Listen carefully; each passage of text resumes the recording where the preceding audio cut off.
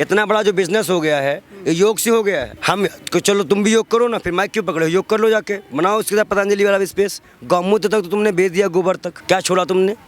आम जनता को महंगाई से दर्द हो रहा है, आपको लगता है दर्द हो रहा है आप उसको? बताइए बाबा रामदेव जी 30 रुपए पेट्रोल कब दिलाएंगे, पहले उनसे पूछ के आओ, हमसे इतना सवाल मत करो। पूछ रहा हूँ मैं आपको, आपसे जैसे पूछ रहा हूँ कि आप कितनी बार जेल मतलब इसलिए जेल नहीं जा रहे, क्या बीजेपी की तारीफ कर रहे हैं? लगता है कम सुनाई देता है तुम्हें, रहते रहते भाजपा वालों के साथ कम सुनाई देता है। कह रहा हूँ 8 दिन में 8 रुपए 9 रुपए बढ़ चुका तेल के दाम, समझ में नहीं आ रहा है क्या? प्रति व्यक्ति आय क्या है, प्रति व्यक्ति वह क्या है? अगर मैच करवा लोगे ना तो ये सवाल करना भूल जाओगे। जाओ थोड़ा किताब उताब निकालो, क्या चौथी फेल की तरह आए हो क्या? वैसे ही हम चौथी फेल को झेल रहे हैं। कौन है चौथी फेल? अब इशारे काफ़ी हैं, मुस्कुरा के बोल देंगे चौकीदार तो आपका कुछ करना तो है कि नहीं। हमें राज की परिभाषा क्या होती है? राम राज की परिभाषा हो जनता के लिए जीना, जनता के लिए कार्य करना। ये नहीं कि जब जनता मर रही हो, लाशें गिर रही हो तो प्रधानमंत्री ओ दीदी कर रहा हो। क्या महाभारत का कुछ ऐसा श्लोक वगैरह सुनाइए। योगी आदित्यनाथ से श्लोक सुनने गए थे कि नहीं गए थे? एक काम करो, इतना ही शौक सुनने का है ना, योगी जी के साथ ले आओ, हम उनके सामने सुनाएंगे। अब अगर वो हमें हरा देना तो हम क्या कर रहे हैं, आप किसी उनको लेके आइए, वो हमें हराए शास्त्र में, मंत्र हो चाहे कांड हो चाहे महाभारत हो पुराण हो, किसी में भी हरा के दिखाएं, हम उनके सामने हरना पसंद करेंगे। आप इतने जनता पर महंगाई की मार पड़ रही है, आपको नहीं लग रहा है? 6-7 दिन में 9-10 रुपये बढ़ जाना, आपको नहीं लग रहा है कि 15 लाख आपको मिल गया इसलिए आपको महंगाई नहीं लग रही है? कितनों को रोजगार मिल गया है? आप बताइए 6 से 70 साल में 70 रुपये पेट्रोल, 1 साल में 1 रुपये, और यहाँ 7-8 दिन में कितने बढ़ गए आप देखिए। 70 साल में 70 रुपये पेट्रोल, 7 साल में 100 रुपये 105 रुपये पेट्रोल, तो ज़्यादा से भी आधे से भी ज़्यादा बढ़ गया रेट। तो महंगाई तो पड़ी, और डीजल से महंगाई है भाई, किसानों की आमदनी हो या कोई भी काम हो, डीजल पेट्रोल। दूसरी महत्वपूर्ण बात है, खाने की चीज़ें बढ़ गई हैं, किताब कॉपियाँ बढ़ गई हैं, तो आप समझिए हर तरह से जनता को लूट लिया। अब आप ये बताइए, सरकार कहती है कंपनियां दाम तय करती हैं, हम कहते हैं हाँ कंपनियां दाम तय करती है, पर मेरा मानना यह है कि 8 नवंबर से 22 मार्च तक दाम नहीं बढ़ाया जाता, जबकि अंतर्राष्ट्रीय बाजार में दाम बढ़ गया था। और जैसे ही चुनाव का रिजल्ट आया 22 मार्च के बाद लगातार बढ़ाया गया, तो क्या चुनाव जीतने के लिए महंगाई कम की जाती है क्या? अगर तो पहली सरकारों में भी रहा है, तो उस वक्त चुनाव हो जाए कुछ, कंपनियां दाम बढ़ाती थी, इस वक्त तो कंपनियां बैठ जाती हैं, दाम ही नहीं बढ़ाती हैं। 65 दिन बंगाल के चुनाव में दाम नहीं बढ़ा, देख लीजिए जाकर। अब चुनाव आता है दाम स्थिर हो जाते हैं, चुनाव घटने के बाद महंगाई बहुत तेजी में। वक्त दाम बढ़ता था तो बीजेपी विपक्ष में थी तो रोड पर उतरती थी, अच्छे से प्रदर्शन करती थी। अब कल आज विपक्ष कहाँ है? कल प्रदर्शन नहीं दिखा क्या आपने? कल राहुल गांधी विपक्ष पूरा प्रदर्शन लेके बैठे नहीं दिखा क्या आपने? आपको दिखता नहीं है विपक्ष, या दिखाना चाहते नहीं हो? आपने एक बार भी कहा कि कल जनता मंच धरना हुआ? कल पूरे भारत में हर जगह जगह पे कांग्रेस ने धरना किया, आपने देखा? एक दिन आकर के दिखा देंगे तो हो जाएगा। देखिए एक चीज़ बता दें, महंगाई का विरोध जब दाम बढ़ेगा तभी तो विरोध करेंगे। 4-5 दिन लगातार विरोध हुआ, हम विरोध कर रहे हैं। पेंगस का विरोध कांग्रेस ने किया, महंगाई का विरोध कांग्रेस ने किया, किसानों का साथ कांग्रेस ने दिया। और कांग्रेस जितने यहाँ पे इन्होंने बताए हैं ना, ये जो यहाँ पे ये इलाज कराते हैं इनके बेटे बेटी और नेता, वो कांग्रेस का बनाया है।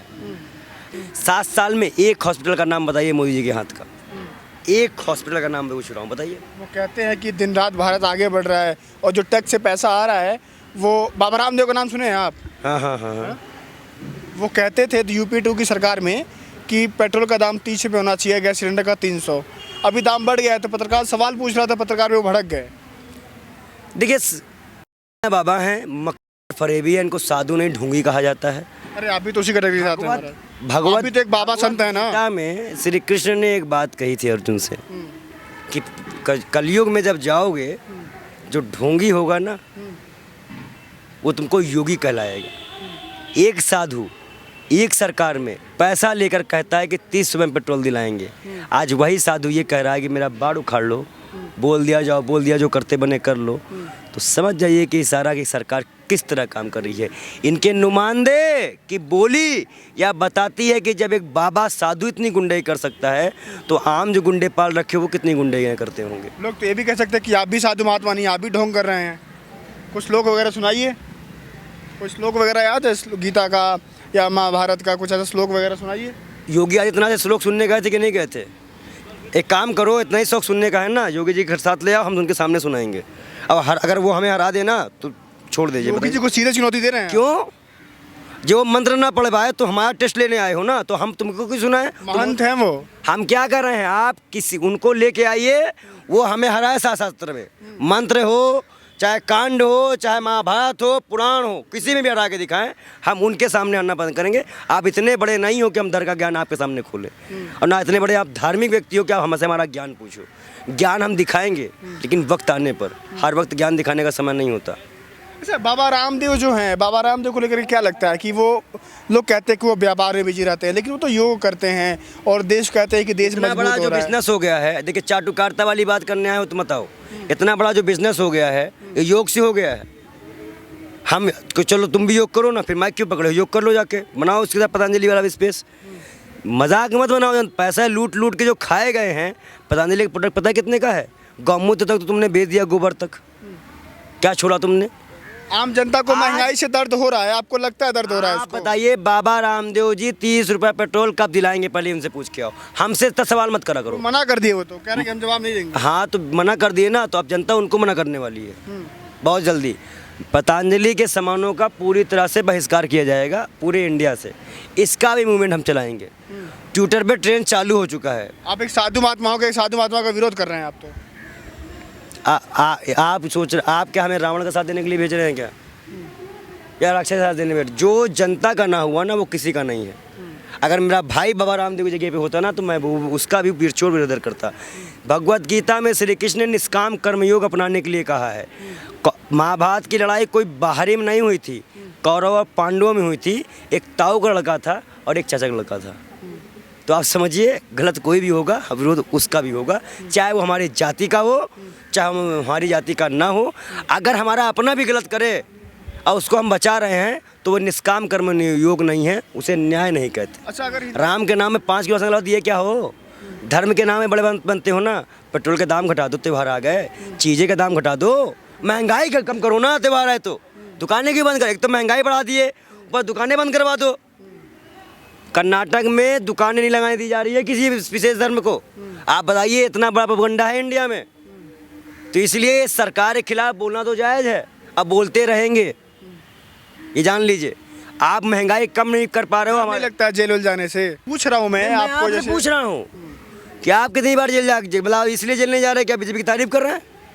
नहीं, हम तो सवाल पूछ रहे हैं ना। वो सारा सवाल बीजेपी के पक्ष का ही है। अच्छा, मैं भाजपा की तरफ सवाल पूछ रहा हूँ। बिल्कुल, आप ऐसे बोल रहे कि आप जेल नहीं जाएंगे। क्यों जेल जाएंगे भाई? ये नहीं पूछ रहा हूँ हमने मैं। किसी का मर्डर किया है या किसी को गाली दी है? यहाँ गाली देने वाले तो मुस्कुरा के निकल जा रहे हैं। कहते हैं कि लोकतंत्र में खतरे में है ना। आपने कहा कि गाली लोकतंत्र देने खतरे वाले में है। मुस्कुरा के निकल जा रहे हैं, कौन? और हमें आप कह रहे जेल जाएंगे? तो ये लोकतंत्र अगर इस तरह जेल भी जाना पड़ेगा ना, तो इस आंदोलन वो के तो लिए कोर्ट का फैसला था ना वो तो। हम भी तो मुस्कुरा के आपको कभी 4-5 गाली दे तो आप मानेंगे? अभी हम 4-5 गाली दे मुस्कुरा के, मान जाएंगे?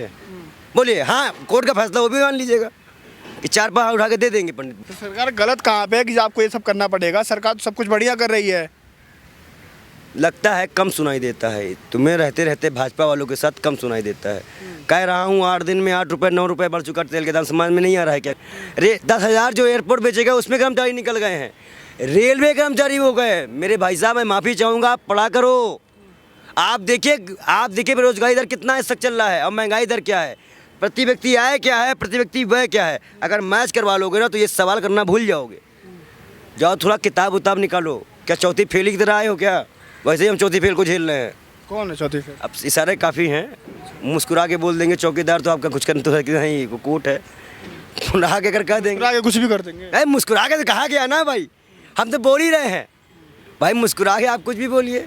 दिल्ली दंगे में कम लोग नहीं मारे गए थे, काफ़ी हिंसा हुई थी और सभी धर्म के लोग मारे गए, हिंदू हो, मुस्लिम हो, सिख हो, सभी मारे गए।